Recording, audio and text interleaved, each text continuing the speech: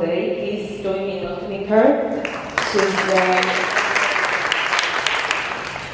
John has more than 30 years of experience. She's still 30 years old, but she has the experience for the entire of her life in teacher training, especially with children. So she has also been the author of our Learning Stars program course and Little Learning Stars, the one that we are going to introduce to you today. I believe we're going to have a session for almost an hour.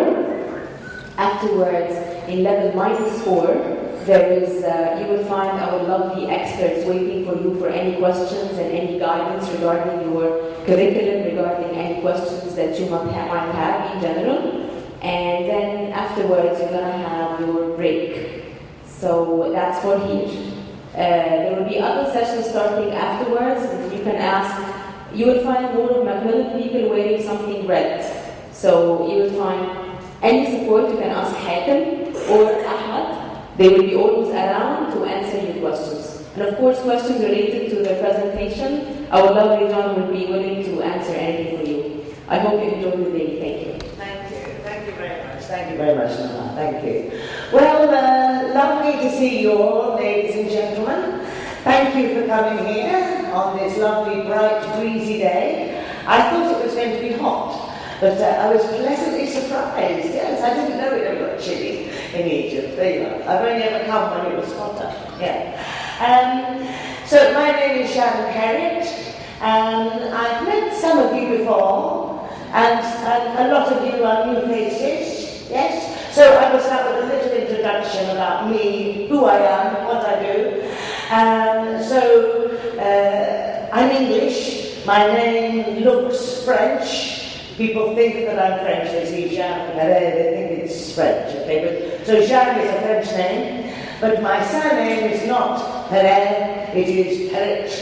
And Perret is an Old English name, and that is what I am, an Old English person. And I was born and bred in South London. Have any of you been to London? Okay, so I was born and bred in Croydon in South London. And then in 1981, I went to Greece to become an English teacher, like yourselves. Okay, so really that was the start of my English teaching career. And my idea then was that I would stay in Greece for a year, and then maybe go to Spain, maybe go to Turkey, maybe go to Egypt, I don't know. I thought I was going to go to lots of different countries. All right. So, okay, I was 25 years old. I was young, and I was beautiful. All right, you can guess what happened. Guess what happened? I got married and stayed in Greece. Absolutely, yes, I got married and stayed in Greece. So I met a Greek guy, and I'm still there. So now all those years, 1981, so it's like 34 years later, I'm still in Greece. My husband and I, we have 4 children. They are now no longer children. They are adults, but I still call them the kids. But now 2 of my kids also have kids. So I'm now also a grandmother, to our great delight. We've got 2 gorgeous little granddaughters. So all these years, all those 34 years, I have been involved in children, either teaching children, looking after my own children, writing for children. In some way or another, our lives are, when we are teachers, we are bound up with children 24 hours of the day. Would you agree with that? That many of us are parents. Yes, how many people here are parents? The majority of us. And if we are not parents, we are, aunties, or we're involved with children almost all the time. So I'm telling you my little mini biography, just so that I hope that you can see that I am qualified to speak to you, and that I do know a bit of what I'm talking about, and that I hope that the ideas that we will be looking at today come from a very practical point of view. Yeah? So I do believe that we do have to be very creative, but we also have to bear in mind what can be done within a day or within a teaching year. Yeah. So, we're going to be talking today about, I will be showing you some things from our new course book, Learning Stars. But really, we're going to be talking about these things of puppets, of using plays and drama, ELT drama techniques, and also, I think, what is the very important point of paying attention. And I have come to believe, actually, that being able to pay attention to whatever you're doing is the absolute key to learning. So how can we encourage children to take notice of what it is that they are doing? Would you agree with that just generally, that in a class you can always tell the children who are properly connecting with you and who are taking it in. So it's how we can get all our children to properly connect with us and to pay attention. I think this is the number one key to being a good learner, actually. So, puppets, plays, and paying attention. All right, so just briefly, many of you already know Learning Stars. We now have 3 levels out. There's Little Learning Stars, there's Learning Stars 1 and Learning Stars 2. There's also Learning Stars maths books and activity books, and there are digi-books for your interactive whiteboard as well. There's a whole big course which the reps will be able to tell you about in more detail. So it's written by myself and by Jill Layton, and Jill was the author of Captain Jack. Some of you will know Captain Jack. Okay, so she is our phonics expert, and we've got a very careful reading program within Learning Stars. So basically, you can see that Learning Stars is a course that is written by 2 beautiful blonde mums. That's the main selling point. 2 beautiful blonde mums. Jill is also a lovely mum, and she lives in Barcelona with her children. She's also she's from Scotland, actually, and she ended up in Spain. Okay. All right, so first of all, let's have a little think about some of the main things that our young learners need. Well, number 1 on that list is safety. Yeah? This is our number 1 priority for our young learners in the classroom, that they are safe and secure, both physically and mentally. Yeah? That is above all our priority. Yeah? That our children are happy, safe, and secure. And then everything else after that is a luxury. Yeah? Everything else after that. We must always bear in mind that all the other things are luxuries. And then we want to help our children to become confident. And of course, when they are very young learners, 3 or 4-year-olds, when they've just started the pre-kindergarten, of course they're often very scared and not sure of what they do. So what we want to gradually do is to make them feel secure and confident in the classroom. And then there are all the different life skills. I'm going to be going into this in more detail. But all the different skills that a young child has to learn in order to be able not only to survive, but to flourish in the world. Yeah? And these are the things that gradually we help them to do in the classroom. Then, of course, language skills. As you see, I didn't actually put those language skills first, even though that's supposedly our main job. It isn't our main job. There's all these other things as well. So obviously we're going to be helping them to learn, to become confident, and to like learning English. Within those language skills, one of the things that we need to do is to have a lot of repetition. And there are different ways of doing this repetition. Anything that we learn, we need to hear and to say over and over again. And there are ways of doing it. We don't just have to go around the classroom all saying the same thing. And we're going to be looking at some of that together. Action, of course, our little ones need to be up and doing things. But they also need quiet time as well. But we really do need to let them move, don't they? They are generally very kind, aesthetically oriented, our little ones. Laughter, Laughter is a very important part of any learning program. We call it a sense of humour. It is a sense that we have, that when we are laughing and we find things funny, we become more alert and more engaged with whatever it is that we're doing, yes? If you go out for a night with your friends and you have a good laugh with your friends, you often remember vividly what you did that night, yes? What you said and how funny it was. When you go back into your own, oh, that night I laughed so much. And it brings you to life. It brings you to life. So we do want to use humour in the classroom.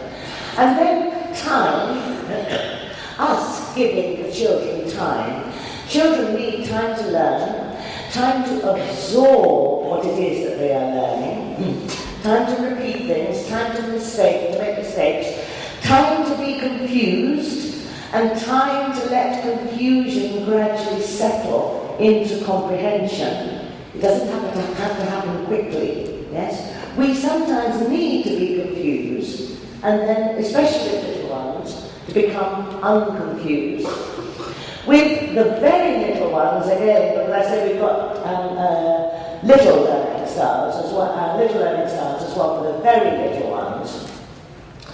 When you give a child any new material, what they first need time to do is to look at the physical material, the actual physical product. So if you give a child a new book, first they will be physically interested in the book. What it is, what the pictures are, how they turn the pages, new crayons, new pencils, all these things for a 3-year-old. They need time first just to play with those things. And then, once they've got used to physically having this book, eventually they'll be able to turn to page 3. But you can't do that straight away. You can't give a little child a book and say turn to page 3. Okay, there's 2 separate actions. Yes, 2 separate mental processes going on there. So we do have to allow ourselves time to be able to do all these extra things that the children also need. And then, of course, very importantly, they need our attention. Yes? We have to take notice of them taking notice of things. So we want to teach them to pay attention, but above all, we need to be able to give them our attention. So that's just generally summing up what it is about at this early stage of learning what we need. Right, okay. Have a look at these things here. All right. All right, what if you had to give a name to this group of objects at Earth, what would you call these group of objects? What would the title be? Your bag. Excellent, yes. Yes, your bag. Would it be any woman's handbag? Any woman? A working woman. A working woman. Could it be a hairdresser's handbag? Sorry? Could it be like a hairdresser's handbag? No. Why not? What gives it away? That's what they used to check. There is a hairdresser might also have a pen. There's something else. There's something else. The pencil case. Yes, so how would you define this group of objects? Maybe a teacher's handbag? Absolutely, yes. It's a teacher's handbag, yeah? Because only we teachers have pencil cases in our handbags, don't we? Yeah? Can I just check? Have anybody got a pencil case in your handbag now? You have. You've got a pencil case. Let's have a look. Let's have a look at your pencil case. Anyone else got a pencil case? There we are. We've got very nice pencil case over there. Yeah. You've got excellent. A pencil case with a whole variety of interesting pens there. Anybody else? Have you got pencil cases down? Now, I bet somebody else has got a pencil case. You see, there we are, look at that. She's got her pencil case come. You see, only a teacher would come to the very, very grand Hotel Intercontinental with a pencil case in her hand. Yeah? Wouldn't you? No other woman would do that. All right. All right. Okay, so these are the things we can say that it's in a teacher's handbag. All right. What 2 things are missing? What 2 things are missing? Tissue? The tissues, excellent. What else is missing? Notebook? No?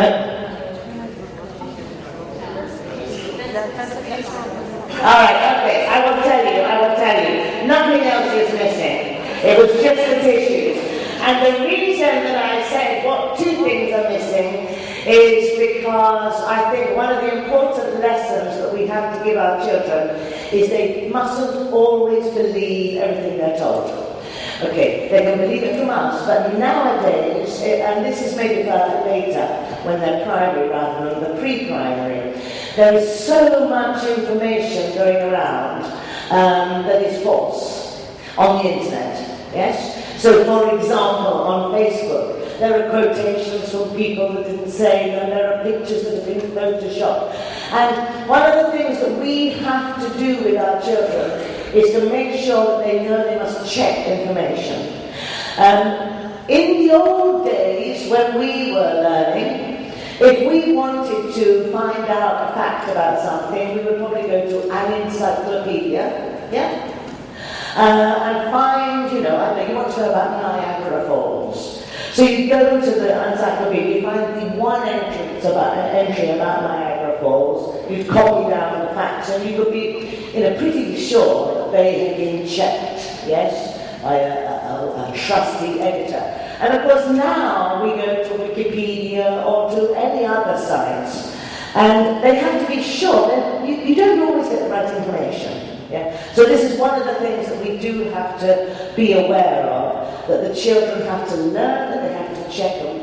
Are your sources trustworthy? Obviously they can trust us, yeah? But we can show them that they've got to check what we say as well, yeah? In order for them to be able to progress with this kind of critical thinking.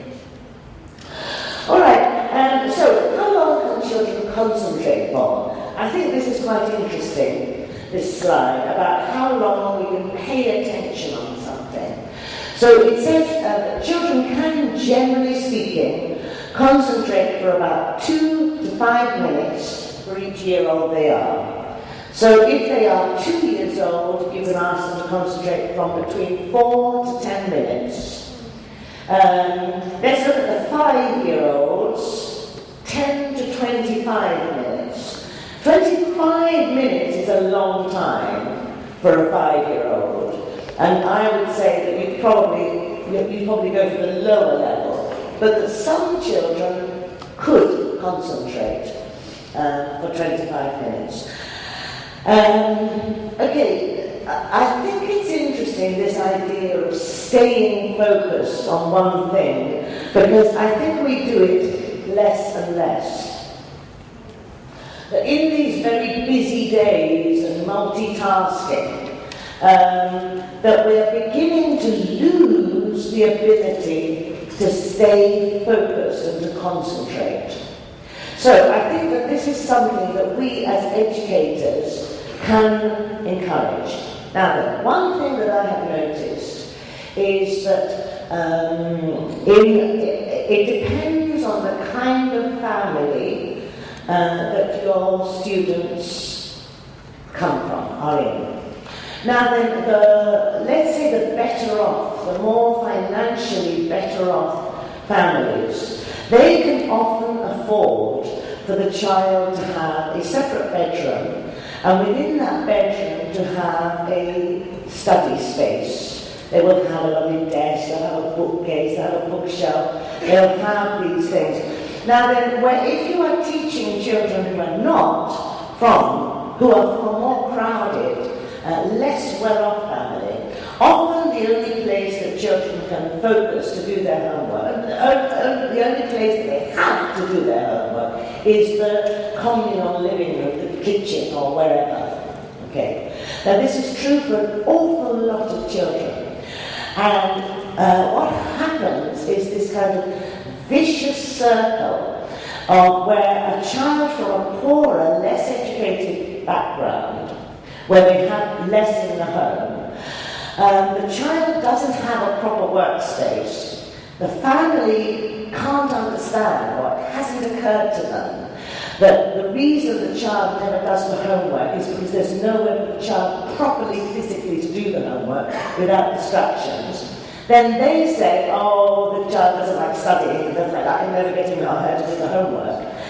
And they understand it because that's what they were like too. And this kind of vicious circle happens, and it's often just a physical thing that can be rectified. So if you do have students who are, let's say, slightly disadvantaged in this way, then I think it's very easy you can suggest to the parents that if the child is not doing the homework, that it might be that you have to switch off the television and the radio and the laptop or whatever for an hour at a certain time of the day. You could give suggestions to the families with it. And they clear the space and have all their study things in one box. It doesn't have to be a big study, it doesn't have to be a desk with all the, you just need a shoe box, an empty box, with the pencils and the rulers in, but it has to also be quiet. And the rest of the family say, no, this is the homework time. To respect that child's right to study. Yeah? I don't know if any of you have students in that situation, but I've taught lots of children where they don't do so well because they haven't got that simple thing of organised space at home. Okay? And I think often, unfortunately, it is an economic issue, unfortunately, which I think that we can help with. And of course, we can play games which encourage them to focus. One of the classic games is this matching game, Pelmanism. Children love it, it's brilliant for vocabulary learning. Basically what you need are 2 of every flashcard. Yeah? You need 2, any flashcard that you make, you need 2 of them, so photocopy them, and then you just turn them upside down, yeah? So they're facing down, and child has to turn over 1, and then remember where the other one is. If it's a pair, they take them. If it's not a pair, they go back. Of course, they have to name the items as they're doing it. It's very good for getting the memory working and for them remembering where they are, as well as remembering the vocabulary. Yeah? This game here is called, we call it Kim's game. It's where you have several items on a table or on a tray, so you can use the vocabulary items that you're teaching, or you can use flashcards, and you place, like say, 10 items on a tray, and then you cover the tray with a cloth, then you secretly take away one of the items, yeah? You uncover the tray, and the children have to see what's missing. In other words, it's just like the game that we played at the beginning. You know this game? Yes, it's a very nice, simple game that you can do in the classroom, and the children can play it together as well. So again, it helps them to focus and helps them to concentrate and to remember. Okay, very simple game. Of course, we usually teach by example, and if we want our children to stay still and to listen, then we should also show them that we can stay still.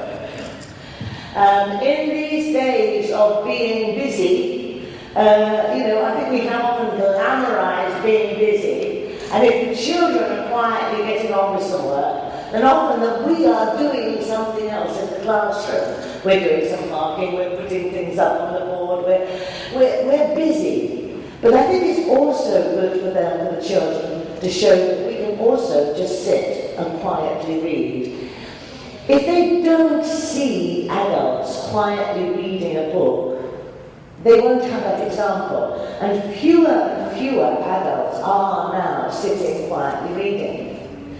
So of course the children will use tablets and they will use laptops. My little granddaughters are 1.5, and they already know how to swipe and to do this. Of course they know that. It's part of their lives. It's very important that they should do it. But they must also know and see other people sitting and reading. Otherwise they're going to become so sort of scatterbrained. We want both. This is, I think, what we always have said about technology. Yes, absolutely, embrace it, bring it in. We want all the new technology. We want all the wonderful things that it can do. But we don't want to then throw away everything else that we've accumulated. We want to double up on our skills, become more skillful, not become less skillful. And so I think it's very important that we show the children that we can also just be still and do little else other than read. And then, of course, reading to them. And I do think that we should be clear that there is a difference between reading and reading comprehension as a lesson. That if you sit and read a story to the children, say at the end of the school day, that is a lovely way to end a school day, to sit and read the storybook. But don't, at the end, then ask them a load of questions. You know, so what did you understand? What was the boy doing? It's exhausting if you've just had a story to be given a load of questions. And the very worst thing that you can do at the end of a story is to ask the children to go back and write a summary of that story. They'll think, oh no, please don't tell me a story again. Otherwise I'm going to have to write another summary. No, it's a different lesson. It's a different lesson. There is a time for doing reading comprehension.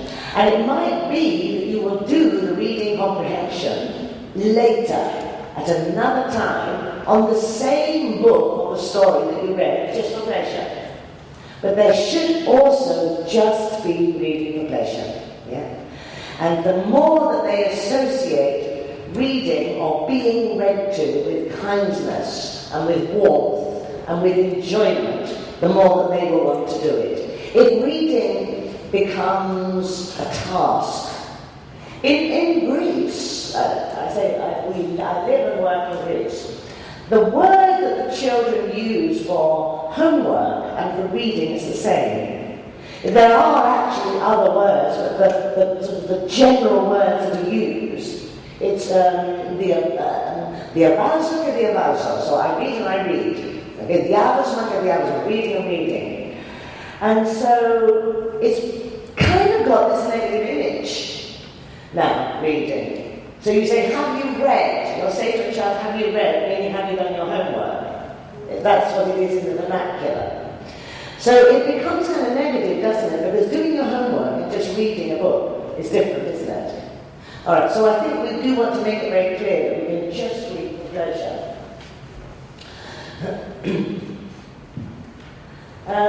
Obviously, if we want to get a child's attention, then the first thing we have to do is to pay attention to them. Yeah? We have to notice what they are noticing. And number one, of course, very important is, for especially for the young learners, first we have to pay attention to their physical needs. That have they had enough water? Is the classroom at the right temperature? Are they too hot? Are they too cold? Are they comfortable? Do they need a snack, a healthy snack, something to give them some more energy? All those things, number one. Nobody can pay attention if they're not physically comfortable. So we want to vary the activities, give them opportunities to get some fresh air, open the windows, take little breaks, all these things. First of all, so be able to concentrate mentally, we first need to be able to look at their physical well-being. And then, of course, children can become overstimulated with all the different technology that there is. And there is, I think there is a lot to be said for decreasing the kind of distractions that there are in a classroom. Because often the world outside is very distracting. You live in an extremely distracting city in terms of business outside. I mean, there's always noise, isn't there? There's always noise and people and cars, and there's a lot going on. So I think that maybe especially for you who are in here in this huge, busy capital, that you need to make your schools become some haven of something a bit quiet. And I've been to a lot of your schools, and I know that they are very safe and creative places. I think sometimes we can also be aware that you can have too much creativity in a classroom. I think there is such a thing as too much creativity. And I think that, especially say if you've got the board area, so if you've got the board where your main blackboard is, I would recommend keeping the area around the board clear, fairly clear. Very often we put all our pictures around the board. So it means that the children are forever looking at all these other things. So when you're writing something on the board, they might be looking at the other pictures. I don't know, I mean, it's obviously up to you how you decorate your classroom. But I think that when the children come into the classroom, the back wall, if you've got a back wall without windows, that can be full of things, and they can, all their own work and all the things that they've done. So they come in and they see that their creative work is valued. But they won't necessarily, they won't want to keep looking like this. And when they're looking at you and the teacher who are at the front, I think there's something to be said for keeping that area clear. I can see you nodding there. You'd agree with me there, would you? Yes, yeah. It's interesting, isn't it? And do you find that the children are better able to concentrate? Yeah. I think it's something that we often don't think about. And automatically, they where should I put the pictures and put them up by the board so everyone can see them? Something to be said for having too much. It can be too busy. Sometimes you go into classrooms and every single wall, every single space is colourful and covered with things. And we think that's good, but maybe we should have a little think, is it? It doesn't have to be quite so much. Yeah?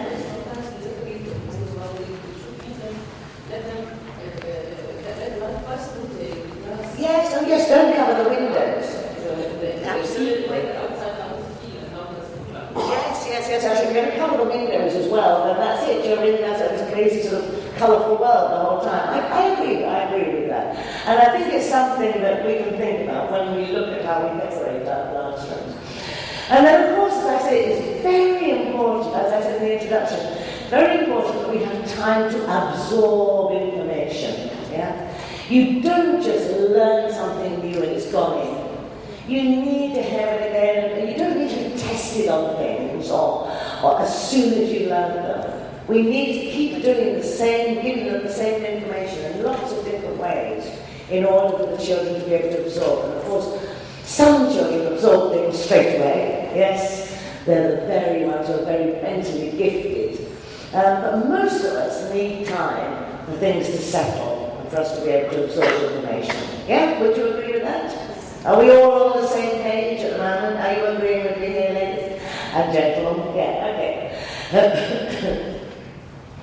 All right, okay. Now then, I don't know if you can you get help? Are you allowed in our schools to have classroom assistants? Do you have assistants? Well, I think, if you can get assistants, then do. And I don't know if can you get parents to come in and help? Or will they be teaching assistants? Because I think that it is very important, this one-to-one, if you can at some time during every school day give proper personal attention to some of the children. Obviously you can't with all of the children every single day, but over the week and over the month, if they're all properly getting your attention. And of course classroom assistants can be invaluable to this. Yeah, and of course with the little ones, as again, they need to be kept safe.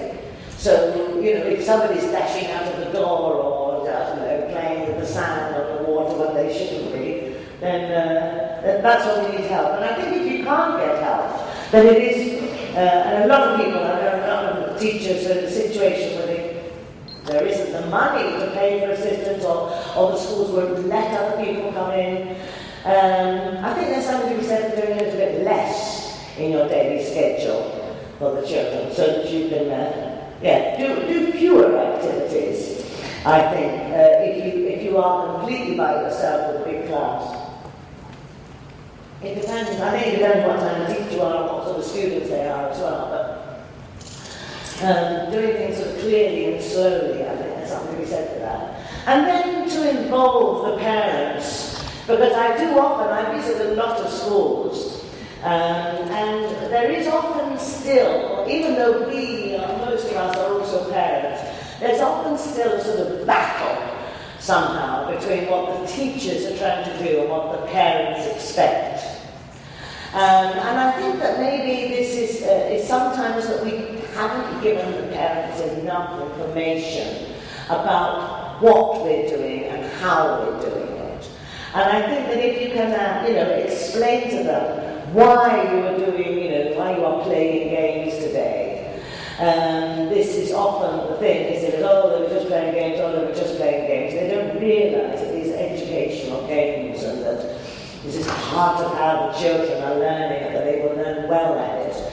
But we can't expect the parents who are not teachers to understand it if we haven't explained it to them.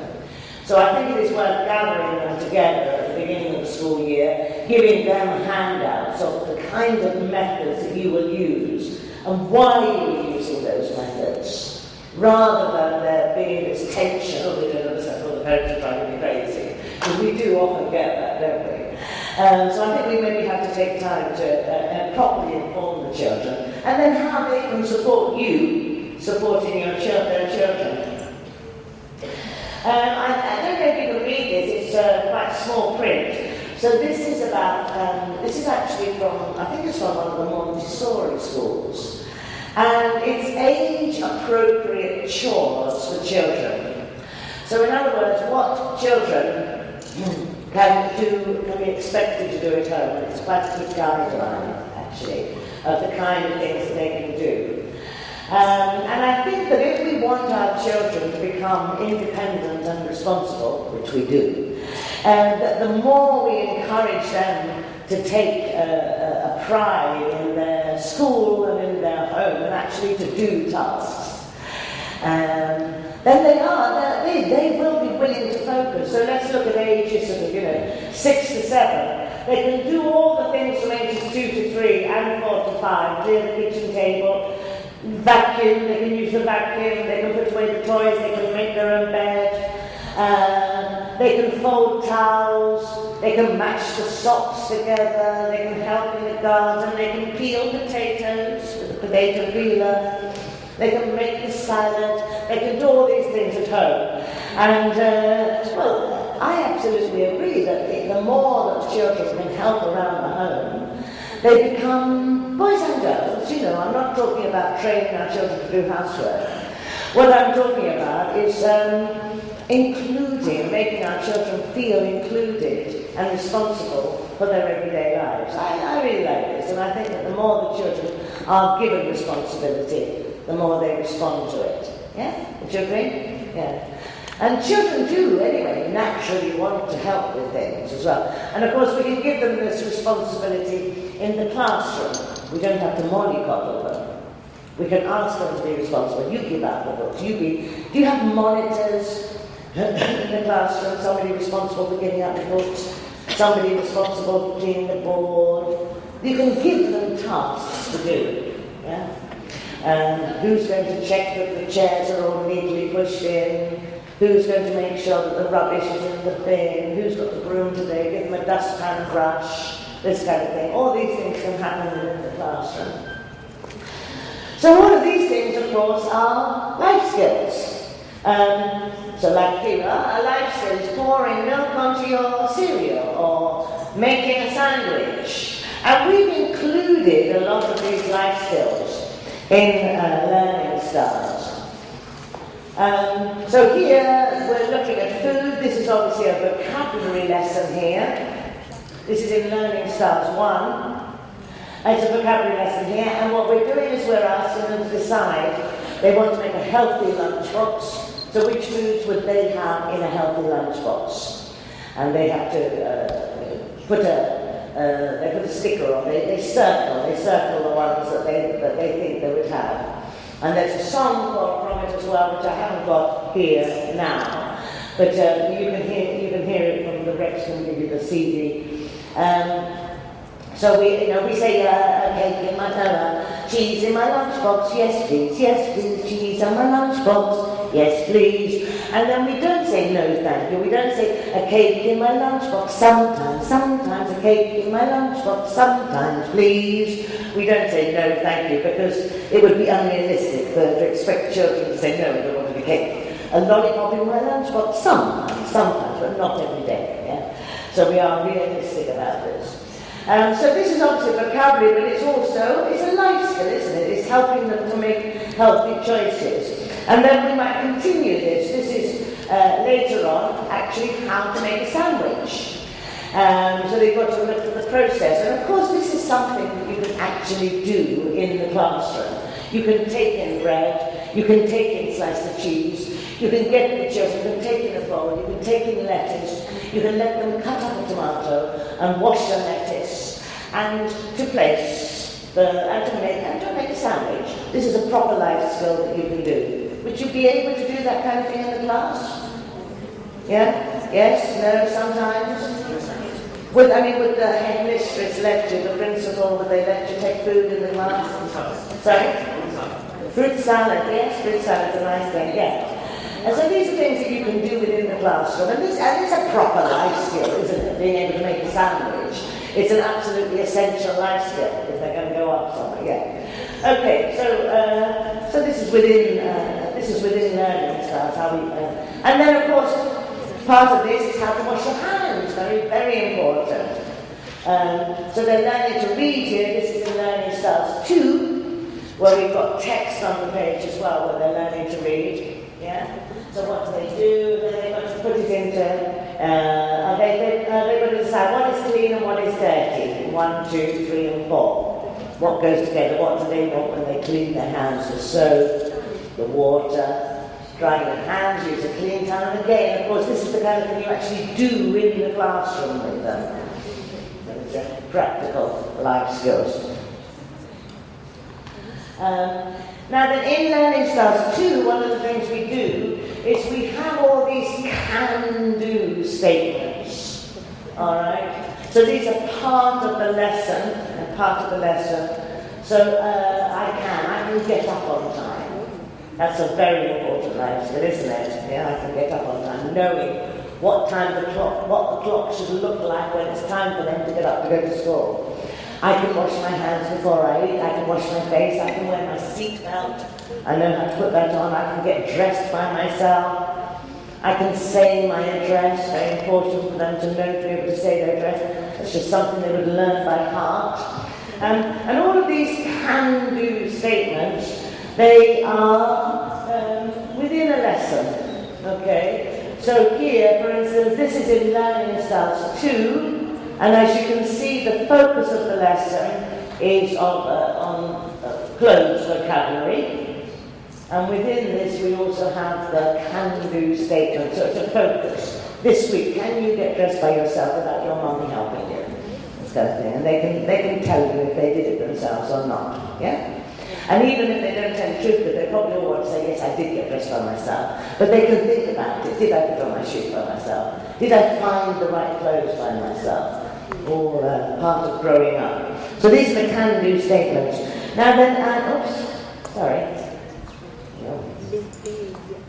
Okay, if you have a look here, as you can see, this is in Learning Styles 2, and I want to show you a little bit about how the reading program in Learning Styles. As you can see here in Learning Styles 2, we've got some words in a star and some words in a butterfly. Alright, so in the star, we've got my, me is like the, no, we, what, I. And in the butterfly, for this unit, we've got it, can. Alright.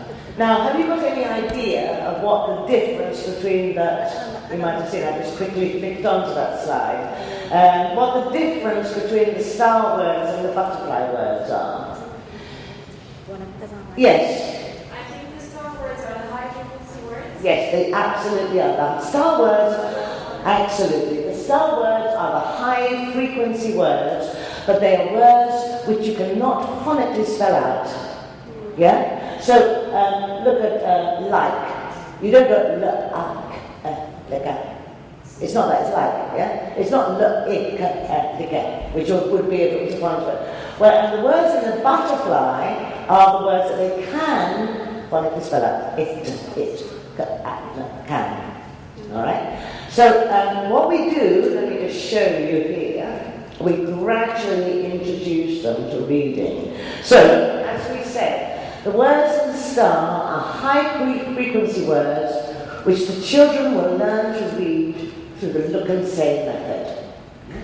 And we just got this star there so that you remember, actually, that these are the words that they will meet again and again and again. And the words in the butterfly are words which the children can read by sounding them out phonetically. And what we do, so here we are here again, there's another example there. So yeah, look at the words in the star. The, like, we, I, is, with, are, look, no, my. And in the butterfly, the phonetically, once you can spell out phonetically, in, on, a, far, can, for, can, no, far, we would say. Yeah. For, yeah, for, off, on. Alright, so what we do, this is now, that was in Learning Styles 2. This is Learning Styles 1. So what we do is we start teaching them the sounds of all the initial letters in Learning Styles 1. We did a lot of research, we went to a lot of schools, and we found that almost everybody wanted it done in alphabetical order to start with. Okay, so we start with all the letters of the alphabet going through. And what we also realised was that whereas most books just have one or two examples of each word, you in your classrooms were using loads. So we put a lot in, we put as much as words. So we've got cat, caterpillar, car, cake, cow, camel, dog, duck, fish, duck, dog. Alright? For an example here. And then once they've started to learn how to recognise and to say these letters, then we have a little story involving all these words. Cat and camel have a cake in a car. Caterpillar has an orange guitar. They gradually, all these animals meet and they go to a party. Duck and dinosaur dance on a log. Can I dance too, says the dog. So this is to help them with their fluency, with their reading. Alright, so that's, and then through that, and then in Learning Styles 2, what we do is we start to introduce the vowels and the clusters of sounds as well. So that by the end of Learning Styles 2, they're properly learning to read, they can properly read, they're ready to go on to the next stage. Alright, okay, so using poppets. Now where's my friend? I've got my friend here. Alright, here he is. I've got him here. Oh, you've got another friend. Oh, thank you, that's Horsey. Alright, so this is my best friend. Hello, Horsey. Are you here in Paris? Yes, okay. Alright, so using puppy. Have any of you seen Horsey before? Yes. Yes, alright. He's very happy. He's always so happy to be here. Alright, so this is Horsey, and he comes with, he's available to get with when you do Learning Styles. He's very happy, very pleased with themselves. Alright, and here he is, of course, in action. He likes saying himself. He's a main character in the book. And in this one, he's in the My Body unit, where we learn the parts of the body, and of course, he's got a tail. Yes, he's got a tail, and his friends have. Of course, he is very kind, and he actually makes tails for his friends. So we're learning about that, but it's also sort of values unit. You help your friends, that we're all different. All those things go into that story. Alright, so what can poppets do? Well, first of all, poppets can repeat the same question again and again and again. Yes, you can. Alright, so if I don't have my puppet and I say to you, hello, what's your name? Ida. Hello, what's your name? Ida. Hello, what's your name? Okay, then you start to think, okay, the teacher's mad. Alright. And also, it's like there's no point in it. Now the thing is that with the children, what we want is for them to hear that question again and again, and to get used to answering that question. But if I use the puppet, of course, then I'll do the same thing. Okay. Hello, what's your name? Oh, I don't know, I didn't hear. What's your name? Oh. What's your name? Okay, you didn't get bored. You were talking very sweet with the puppet to Horsey. And of course, what else we can do is that we often want to ask the same question of lots and lots of children. All right. So if we go round here, so hello, what's your name? Russia. Hello, what's your name? Hello, what's your name? Okay, etc. By the time we get around here, the rest of the class would have stopped paying attention. Yeah? But if you use a puppet, of course, they don't mind if they're looking at the puppet. Yeah, so, hello, do you like cheese? Oh, it's right. Hello, do you like cheese? Oh, yeah. Hello, do you like cheese? Oh, no. Hello, do you like cheese? Oh, yeah, very good. All right, so you're going to hear that question again and again and again. But it relieves the boredom. Basically, we all like talking about and hearing about ourselves. And once the attention goes away from us, especially when we're 3, 4, 5 years old, we start to get a bit bored. Yeah? So puppets are a way of doing this. The other thing that puppets can do is they can make the same mistakes and experience the same difficulties as the children. Yeah? So they can get things wrong. And of course you can show that with a puppet you are never going to get annoyed with the children. So they can make the mistake again and again and again, and they can see that it's safe. So if I say to Horsey, Horsey, what's this? It's a book. No, it's not a book. It's an apple. No, Horsey, it's not an apple. What is it, everybody? It's a pen, it's a pen, it's a pen, it's a pen, it's a pen. Very good, Horsey, there you have it. Alright, so then you can change the dynamics when you're using a puppet, yes? You can, and you can show, as I say, that it doesn't matter if they get it wrong, because Horsey also gets it wrong. They can experience the same emotions that the children can feel in the classroom, and they might not want to admit, like being shy, being reluctant. And you can often use this instead of sort of addressing it. If you see that a child is somehow feeling shy, you don't have to address it with the child. You can do it with Horsey, yes, or with a puppet. So that you can say, so I don't want to go. Do you want to go to this? I don't want to go. No, Horsey doesn't want to go either. Come on, let's go together. So you can find ways of addressing these quite difficult issues using your fun little Horsey as well. Okay. And then, of course, another way I think you can safely demonstrate the consequences of, for example, not obeying the school rules. So, in the school, you might have a rule which says don't run in the corridors. Most schools have that rule: don't run in the corridors, because you fall over, you bash into each other. So one day you can have Horsey come in with a plaster on him, and then you can say, what happened, Horsey? I ran in the corridor. Did you fall over? Yes, I did. Does your head hurt? Yes, it does. You'll be better, but you mustn't run. You mustn't run in the corridor. Goodbye.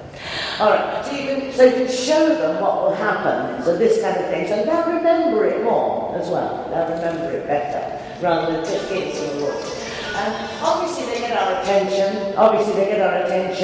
and they encourage imagination and creative thought, and this is one of the most important things. We must start very early to do this with our children. Okay. We don't have to just use puppets, of course. We can use toys as well. You don't have to have the puppet.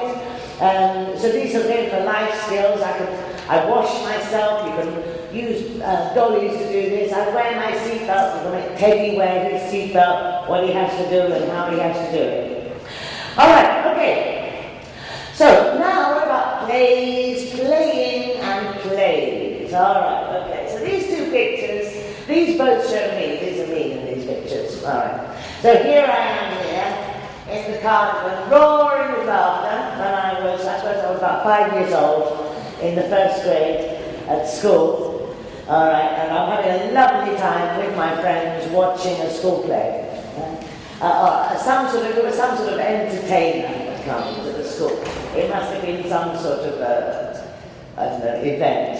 I noticed that all the other children are in fancy dress. I think you could either go in fancy dress or in your best clothes. So I had my best clothes on. And I'm still friends with the girl who's a nurse. I'm still friends with her as well. Yes.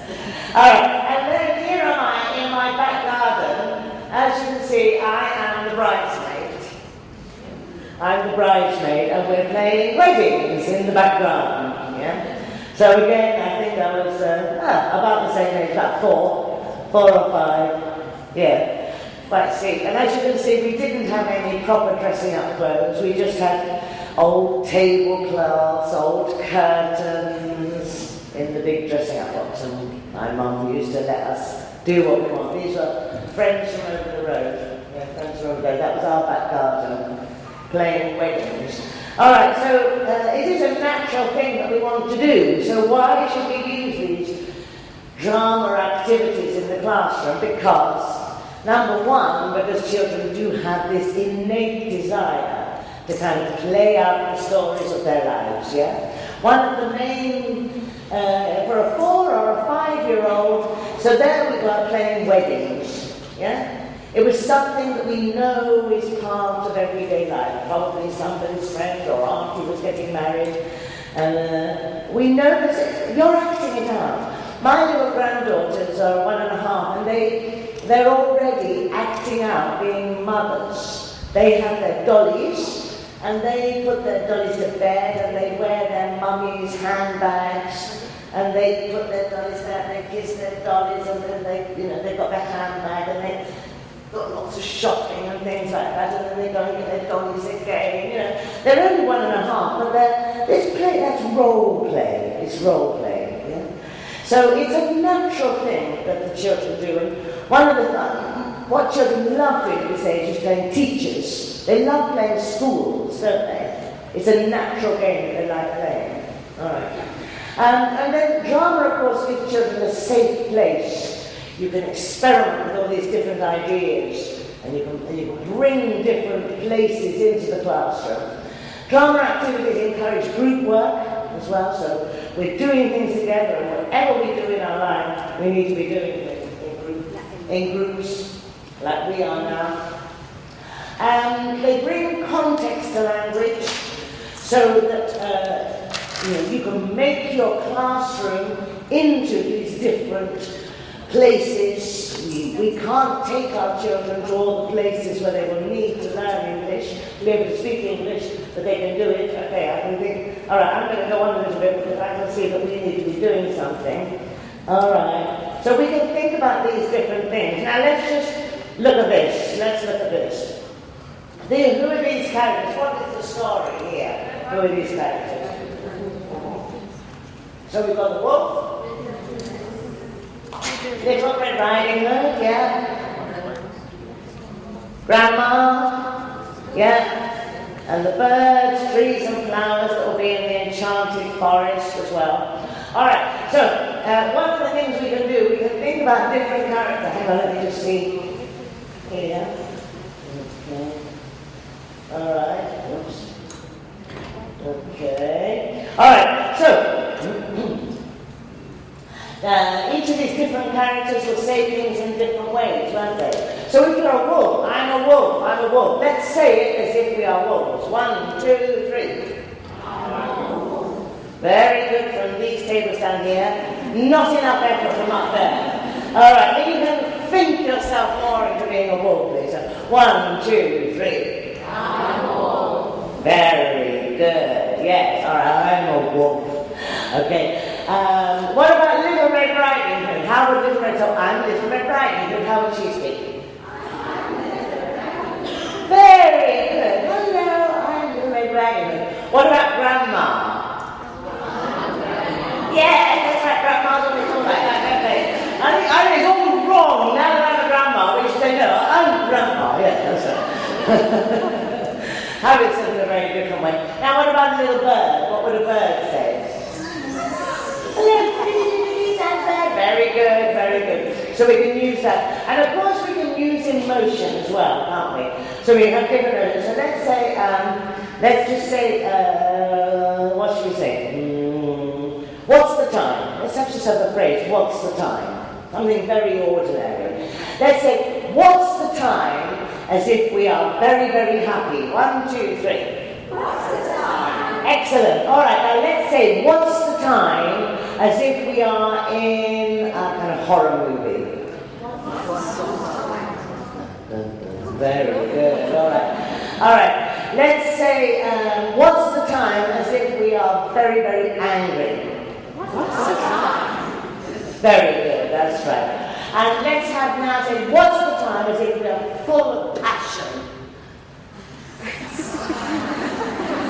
Oh, you're very good at passion, you know. Yes, all right. It's the time. Yes, okay, there you go. Oh, very sexy. All right. All right, okay. All right, so we can use these different emotions. And of course, we can do this with any language that we use. And this is one of the ways in which we can do the repetition and the drilling in different ways. We don't have to, so we just said, what's the time? 4 or 5 different times. Yes? But we didn't realise that we were drilling the language because we're doing it with different things. And of course, you can also move in different ways. You can move in different ways. Who's feeling energetic? You are feeling energetic. Come on, out here. That's right. 1, 2. And you as well. You can come out as well. Okay, you come out as well. Over here. Okay. All right. So, over here. No, because we're just going to be moving. Thank you. All right. So, of course, we can move in different ways. So, let's have the phrase, I'm going to Grandma's. I'm going to Grandma's. Just practice it. I'm going to Grandma's. Okay, so follow me. I'm going to all march and say, 1, 2, 1, 2, 3, go. I'm going to Grandma's. I'm going to Grandma's. I'm going to Grandma's. All right, okay, now we can do it. Let's pretend that we're little birds flying. All right, we'll be little birds flying. Ready? And we'll say the same thing. 1, 2, 3. I'm going to Grandma's. I'm going to Grandma's. I'm going to Grandma's. Okay, very good. That's right. All right. But now let's be the wolf. Yeah, let's be the wolf. Okay, I'm following you. Go on. I'm with you. Very good. All right, and now Granny. Well, that's Granny what we know, don't we? Yeah. That's right. Very good. That's right. Excellent. Thank you. So again, we said the same phrase 5 different times, yeah, in different ways. So these are all ways in which you can bring ELT drama and situations to life within the classroom. Okay, so here is, this is in learning starts 2. All right, we're finishing now, All right, so this is learning starts 2, and we've got this little phrase here. So let's just do it together. So, I'm Little Red Riding Hood. We're going to say it like Little Red Riding Hood. 1, 2, 3. Next one. I'm the wolf. Very good. Very good. And? Very good, that's right. And of course you can use simple props. Okay, all right. Little Red Riding Hood speaking. You're not my grandma. Help! And then the flowers and the birds chase away the wolf. What do they say? Excellent. And then all together, thank you. That's right. And the can-do statement there is we can work together. Of course, if you're going to use drama, it's very good to use musical instruments. Just simple musical instruments you can use, yeah? Body instrument, if you don't have unmusical instruments, or drums, tambourines. All right, we're going to sing this song together, and then, I don't know, do you have a break, or do we have another talk straight break? No break! Oh, God, why did I sign up for this? Yeah, we need a coffee, there must be something like this. All right, okay, so look at the rain. This is the colours song. Look at the sun. Look at the lovely rainbow. Red, orange, yellow, green and blue, pink and purple. It's like a musical. You'll hear it. It's like a West End musical. A Broadway musical. Can you hear it?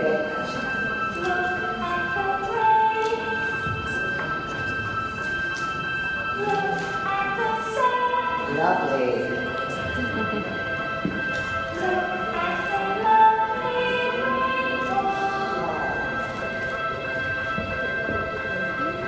Red, orange, yellow, green and blue, pink and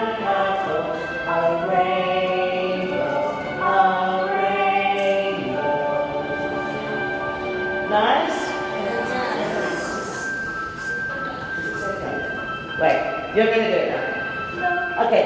Oops, okay, wait. All right, are you ready? Are you ready, ladies? You're going to do it with me. Sorry.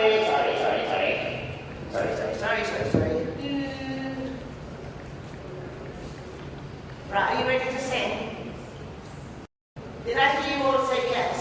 Yes.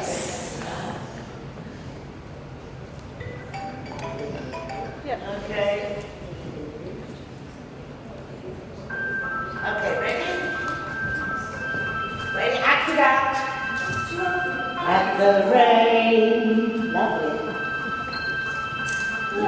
At the sun, lovely. Hollywood music, yeah? Look at the lovely rainbow. Red, orange, green and blue, pink and purple. Excellent. Very nice. Thank you very much, ladies. Thank you very much. All right, okay, I think we've got another talk now. Wait, you're going to go and see it. Well, switch that off. That's enough. Thank you very much. There's all the books for you to look at. There's a maths book, there's a digi book. I haven't had a chance for you to see everything. There's animated handwriting, there's all sorts of wonderful things within the course which I haven't had a chance to tell you about. Thank you very much. Thank you very much.